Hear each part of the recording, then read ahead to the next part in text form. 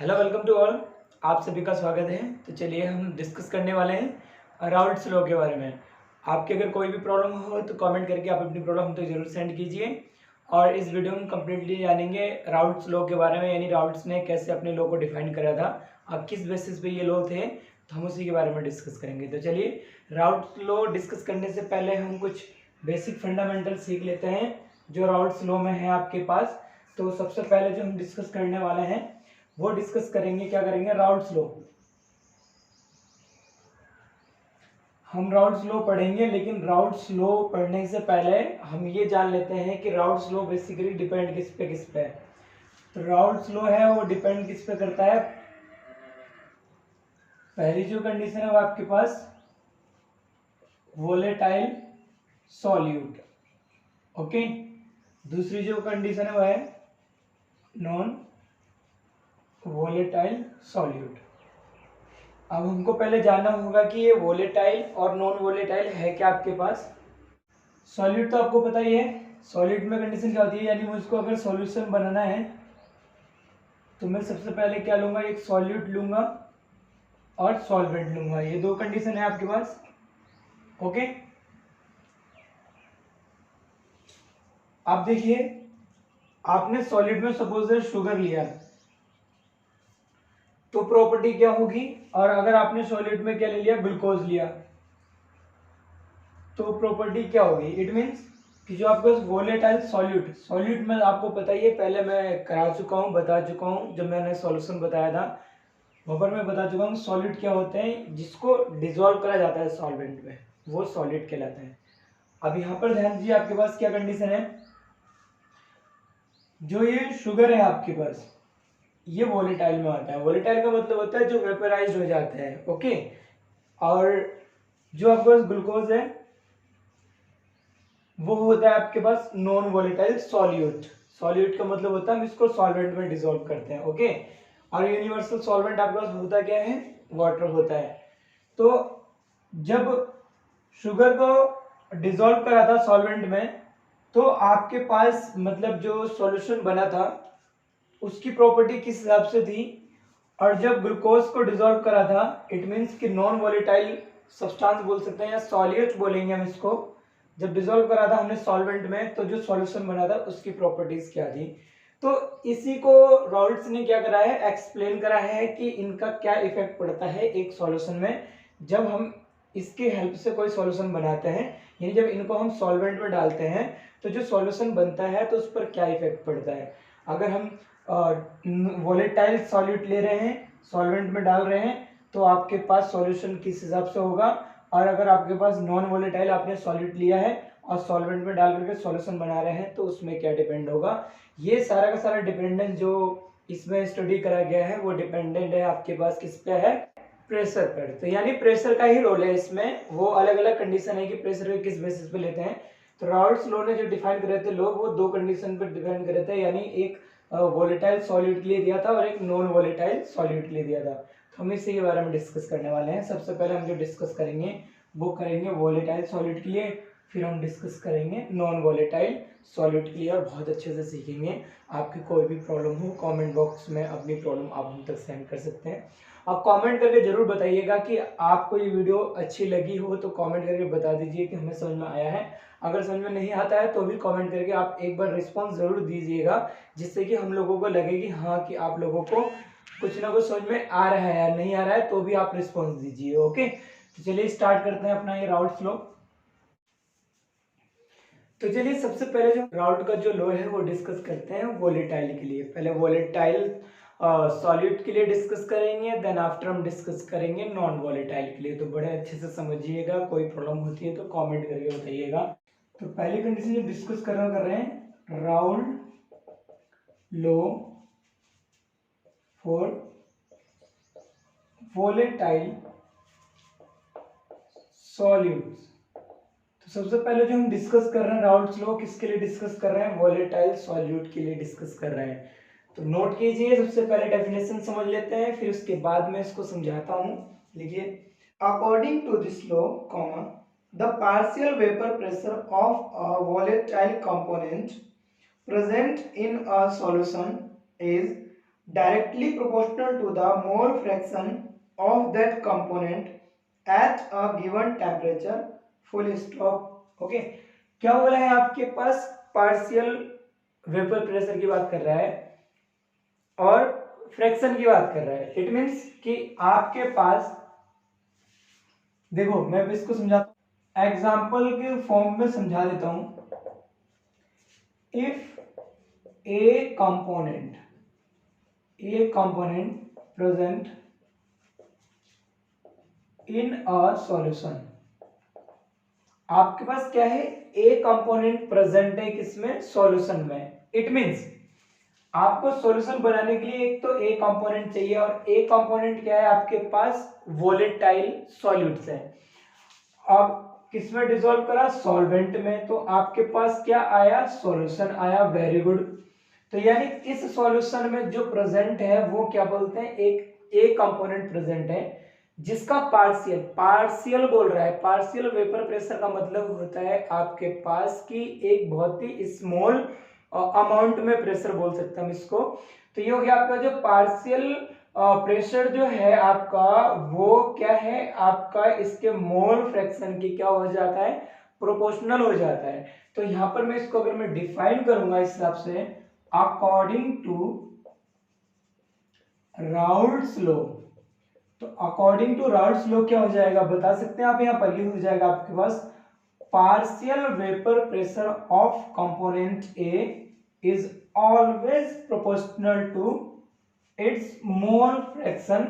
अब mole fraction को किससे शो करा है हमने, जाई ए से। क्या आपके पास ये जाई ए, तो ध्यान रखिएगा।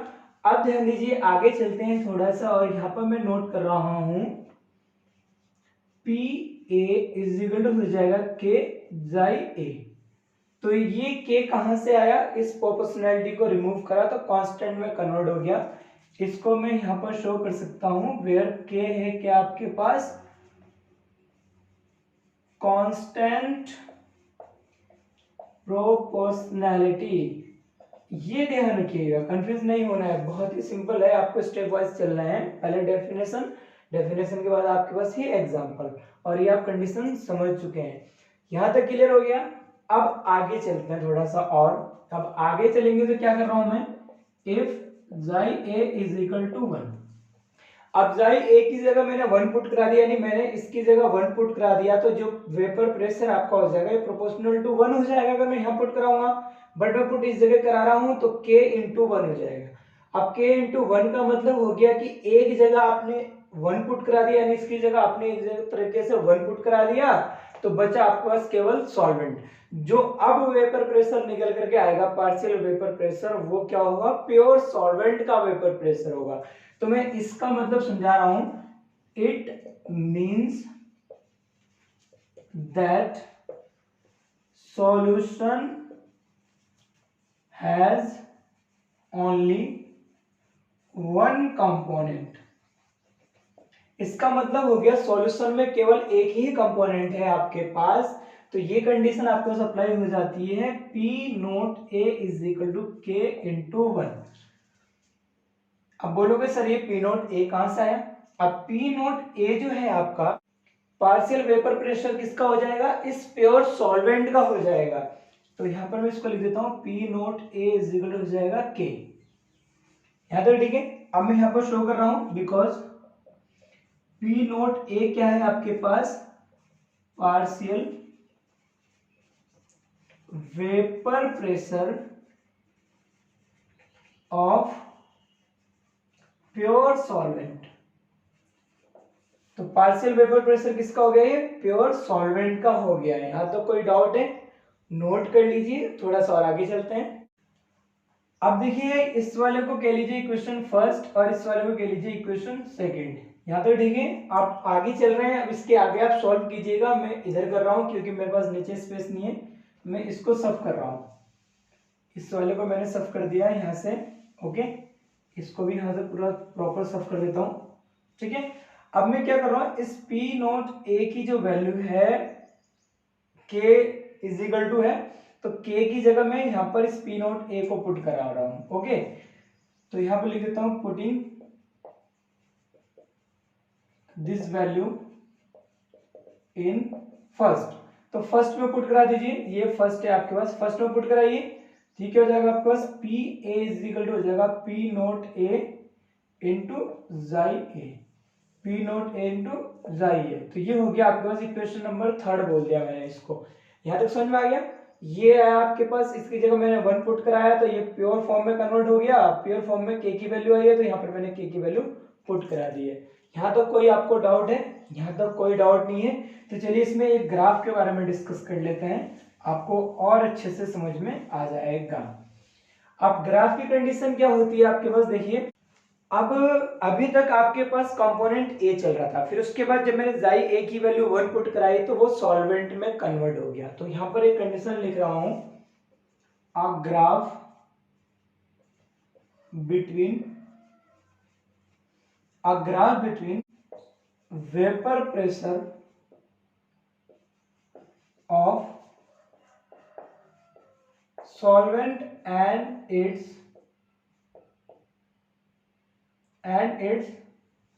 mole fraction। ग्राफ प्लॉट करा रहा हूं किसके किसके बीच में, वेपर प्रेशर सॉल्वेंट के और सॉल्वेंट का ही मोल फ्रैक्शन है। तो ध्यान दीजिए यहां पर ये ग्राफ हो गया, ये आपके पास क्या हो गया बताइए, मोल फ्रैक्शन ऑफ सॉल्वेंट। ओके, किससे शो करा है मैंने इसको, जाई ए से शो कर दिया है। और ये जो कंडीशन है कौन सी आपके पास, वेपर, ये वेपर प्रेशर वाली कंडीशन है। ओके, ये समझ में आया। अब क्या बोल रहा था, देखिए आपके पास कि दोनों के दोनों प्रोपोर्शनल थे, प्रोपोर्शनल का मतलब हो गया एक तरह से कांस्टेंट चल रहा था। तो आपके पास जो ग्राफ आएगा वो आएगा ये वाला, इसको नोट कर लीजिए ग्राफ को। ओके, क्योंकि आपके पास क्या कंडीशन थी, जो पी नोट ए की जो वैल्यू आई थी वो क्या आई थी आपके पास, के, यानी कांस्टेंट आई थी। और कांस्टेंट का जो ग्राफ बनेगा आपके पास वो ऐसा बनेगा, ये आपके पास ओरिजिन है, दिस वन एक्स और दिस वन वाई। तो बस आप इसको ध्यान रखिएगा। तो ये क्या हो गया आपके पास, दोनों के बीच में ग्राफ हो गया, वेपर प्रेशर ऑफ किसका हो गया, सॉल्वेंट का, और मोल फ्रैक्शन किसका लेंगे हम, सॉल्वेंट का ही लेंगे। तो ये इसके बीच में ग्राफ हो गया, इसको नोट कर लीजिए। ओके, यहां तक ठीक है। अब चलते हैं थोड़ा सा और आगे। अब ग्राफ आपने बना लिया है, अब ग्राफ बना लिया है तो ग्राफ बनाने के बाद राउल्ट्स लॉ को हम एक तरीके से अब और डिफाइन करेंगे। राउल्ट्स लॉ को क्या करेंगे हम एक तरीके से और डिफाइन करेंगे, कैसे करेंगे, यहां पर लिख देता हूं, Raoult's law also defined as. अब राउल्ट्स लॉ को, अब ग्राफ वाली कंडीशन आई है तो मैं एक तरीके से और डिफाइन कर रहा हूं राउल्ट्स लॉ को। ओके, तो डिफाइन कीजिए यहां पर, तो लिखिए जरा, देखिए स्क्रीन पे दिखेगा आपको, नोट कीजिए। In a solution the vapor pressure of a particular component at a given temperature is equal to the mole fraction of that component in the solution multiplied by its vapor pressure when present in pure form, full stop। तो ये आपके पास condition आई थी, इसका मतलब ये हो गया कि जो वेपर प्रेशर है किसका, वेपर प्रेशर है किसका, सॉल्वेंट का, वो किसके इक्वल हो जाता है, इसके मोल फ्रैक्शन के इक्वल हो जाता है। और इसके जब इक्वल हो जाता है mole fraction, okay, mole fraction के इक्वल हो जाता है तो इक्वल कब होता है, जब हम क्या रखते हैं, बिल्कुल सेम टेम्परेचर, यानी एक तरीके से हमारे पास जो टेम्परेचर होता है वो भी फिक्स्ड होता है।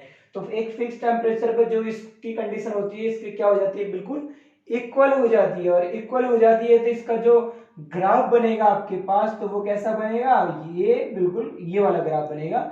इसके बेस पे भी हम राउल्ट्स लॉ को क्या कर सकते हैं, हम डिफाइन कर सकते हैं। तो दो टाइप्स बता दिए मैंने राउल्ट्स लॉ को डिफाइन करने के वोलेटाइल में। एक पहली डायरेक्ट कंडीशन थी, 1 मार्क्स में आता है तो आप उसको डिफाइन करेंगे।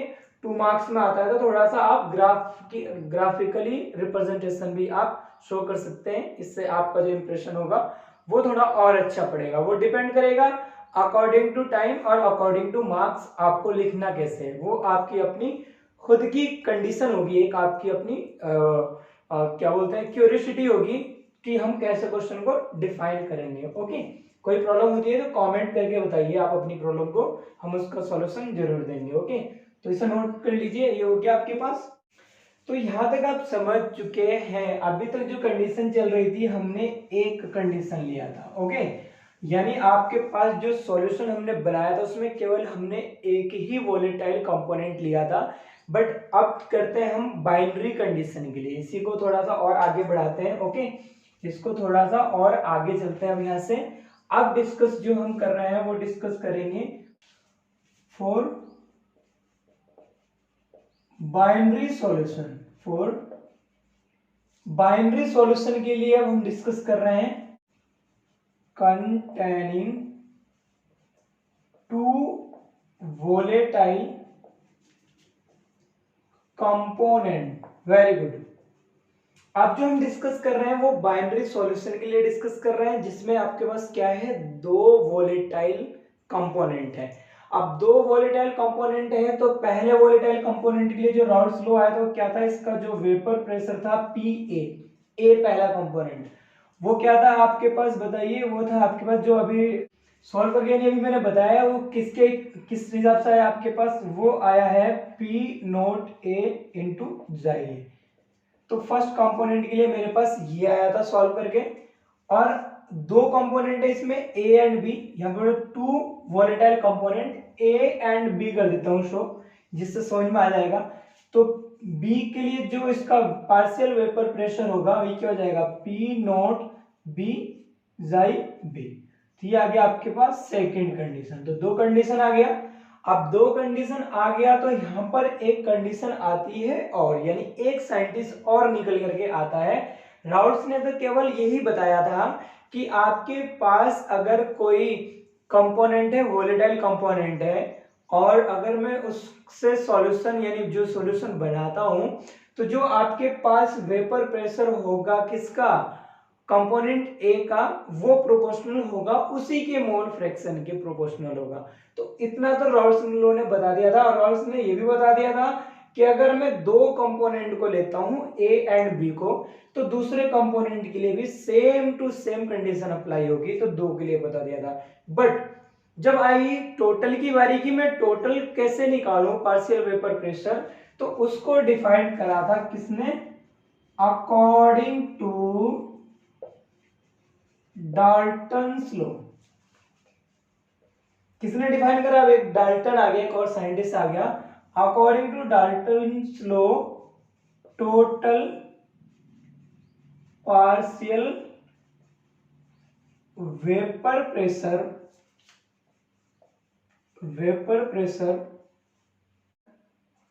of two component A and B over solution in the closed container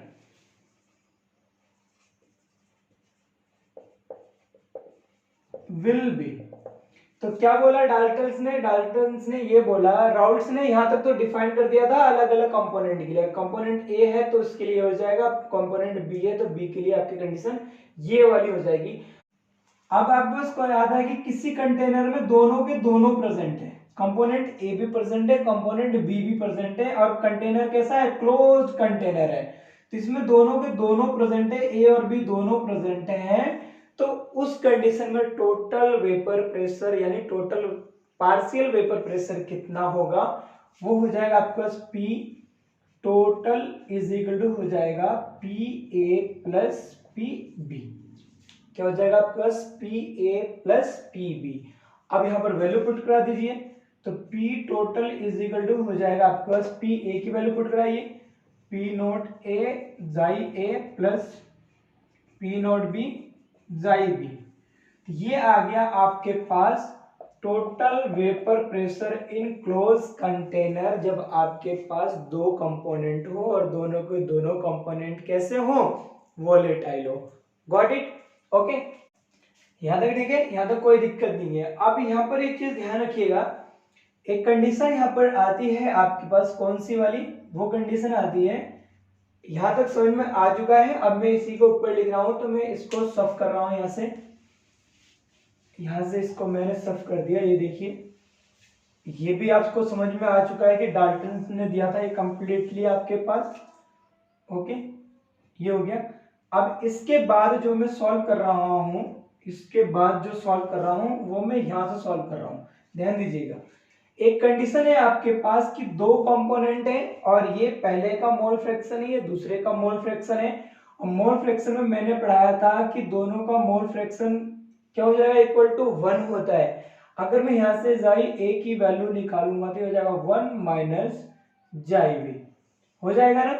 अब यहाँ पर पुट करा देता हूँ इस जाई ए की जगह, तो क्या हो जाएगा आपके पास P is equal to P, अब P लिख रहा हूँ मैं टोटल को, टोटल हो गया P इज इक्वल टू क्या हो जाएगा बताइए, P नोट A 1 माइनस जाई B प्लस, इसको ऐसे रहने देता हूँ P नोट B जाई B। यहाँ से ठीक है, थोड़ा थोड़ा सॉल्व करते हैं। तो P इज इक्वल टू क्या हो जाएगा आपके पास बताइए, इसको मैंने P टोटल को किससे शो कर दिया है, इस P टोटल को मैंने P से शो कर दिया है, कंफ्यूज मत होना। ओके, तो ये हो जाएगा आपके पास, क्या हो जाएगा बताइए, अब हो जाएगा, इसको एंटर कराइए, P nought A minus P nought A, और ये हो जाएगा जाई B, P नोट B, ये हो जाएगा आपका जाई B। अब यहाँ से ये हो जाएगा P इज इक्वल टू, ये हो जाएगा P नोट A, यहाँ से कॉमन क्या आएगा प्लस जाई B कॉमन ले लीजिए, तो यहाँ हो जाएगा P nought B minus P nought A।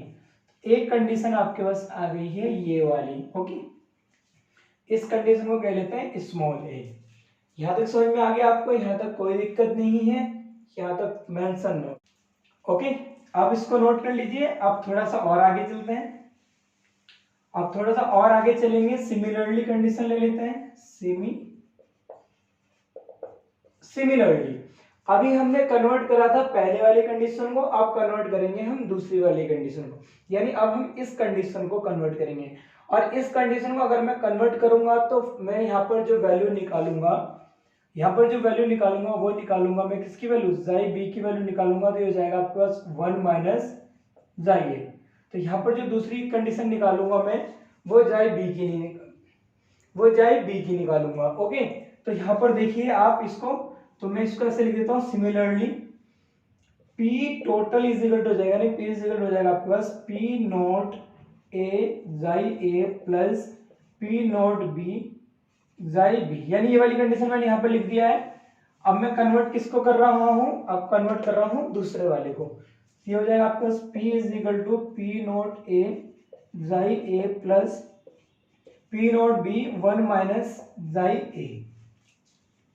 यहां से ये वैल्यू पुट कराया मैंने। ओके, अब थोड़ा सा और आगे चलते हैं। P इज इक्वल टू हो जाएगा P नोट A जाई A plus P nought B minus P nought B जाई A।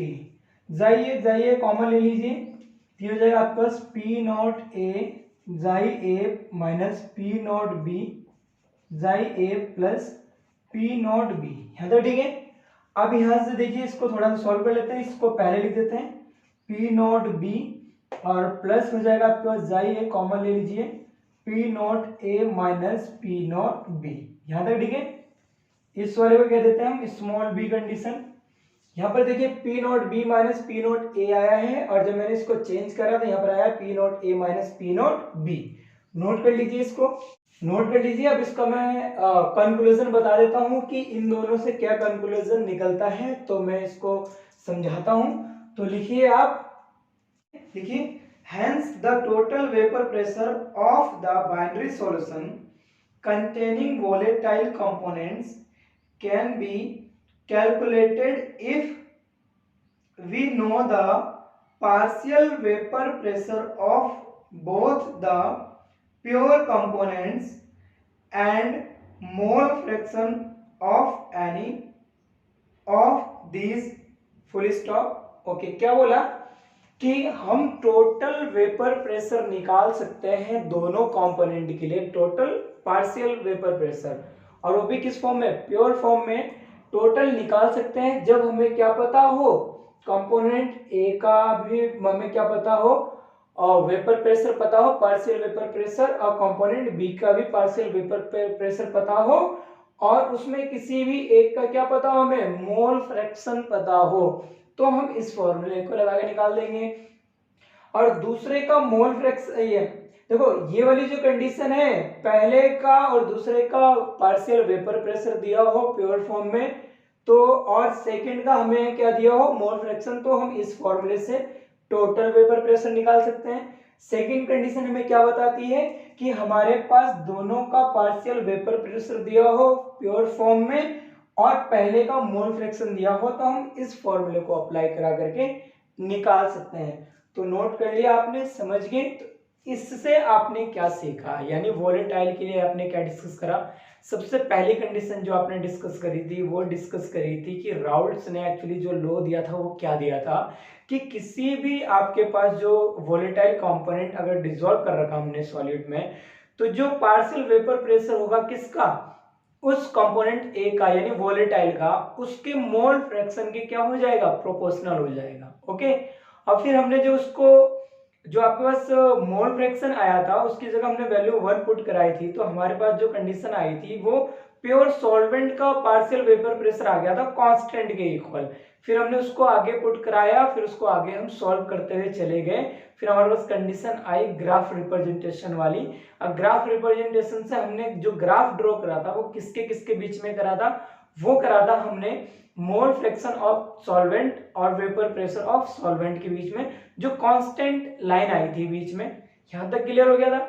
उसके बाद दो कंडीशन को हमने अलग अलग डिफाइन कर दिया, कंपोनेंट ए के लिए अलग वेपर पार्शियल प्रेशर और क्या बोलते हैं कंपोनेंट बी के लिए पार्शियल वेपर प्रेशर हमने अलग डिस्कस कर दिया। जब बारी आई थी टोटल की निकालने की, वो भी क्लोज कंटेनर में, तो डाल्टन्स ने बताया था उसके बारे में कि दोनों को सम कर दो तो निकल जाएगा। दोनों को सम करने के बाद हमने कुछ कंडीशन अप्लाई कराई और दो फॉर्मूले लगा दिए, और इन दोनों फॉर्मूले से हमें पता लग गया है कि अब हम टोटल वेपर प्रेशर कैसे निकालेंगे।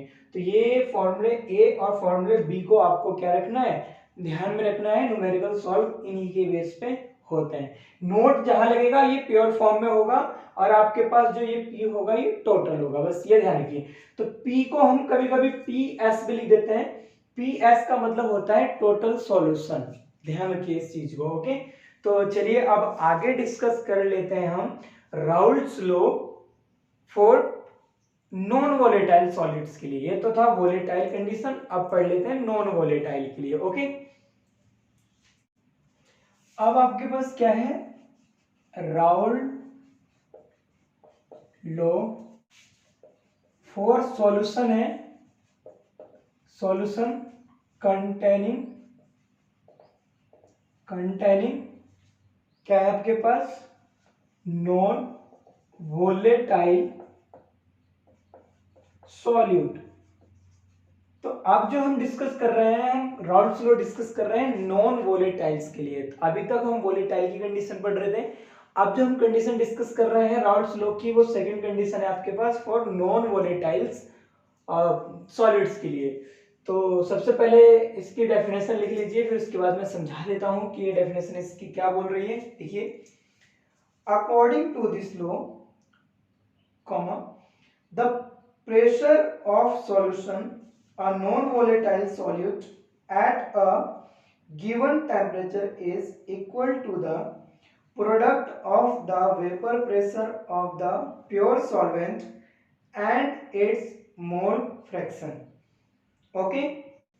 तो इस डेफिनेशन से आप क्या समझते हैं, डेफिनेशन क्या बोलती है आपको कि अगर आपके पास कोई सॉल्यूशन है और उसमें नॉन वोलेटाइल मटेरियल डिसॉल्व है जिससे वो सॉल्यूशन बना है, तो आपके पास जो टोटल वेपर प्रेशर होगा किसका, सॉल्यूशन का, वो किसके इक्वल हो जाएगा, जो उसमें नॉन वोलेटाइल सॉल्यूट डिसॉल्व है उसका वेपर प्रेशर इनटू यानी प्रोडक्ट उसका जो मोल फ्रैक्शन होगा, यानी जो सॉल्यूट आपने उसमें डिसॉल्व कराया है नॉन वोलेटाइल, उसके मोल फ्रैक्शन का जो प्रोडक्ट होगा, तो वो उसके इक्वल हो जाएगा। तो ध्यान दीजिए क्या बोल दिया इसने, it means therefore vapour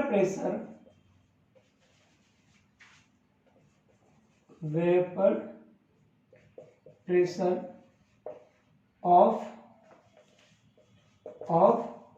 solution is equal to क्या हो जाएगा, vapour pressure of solvent PA, और इसी के साथ प्रोडक्ट में क्या हो जाएगा आपके पास, यानी into mole fraction of solvent जाइए। इट मींस अगर मैं इसको शो करूं किससे, PS से, यानी टोटल सॉल्यूशन का ये क्या है, वेपर प्रेशर है।